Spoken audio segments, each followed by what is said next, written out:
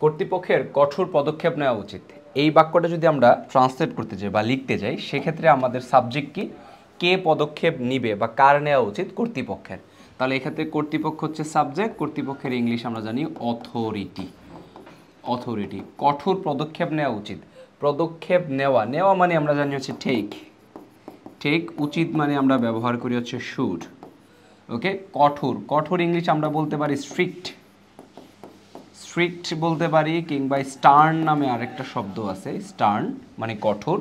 পদক্ষেপ মানে আমরা বলতে পারি স্টেপ অথবা মেজার। মেজার। তাহলে পুরো বাক্যটা লিখলে আমাদের বোঝা যায় এমন যে অথরিটি, অথরিটি শুড, অথরিটির উচিত, শুড কি করা, নেওয়া, ঠিক, কি নেওয়া, পদক্ষেপ। কিন্তু পদক্ষেপটা কেমন, কঠোর। তাহলে কঠোরের জন্য দেওয়া লাগবে should take, take strict measure.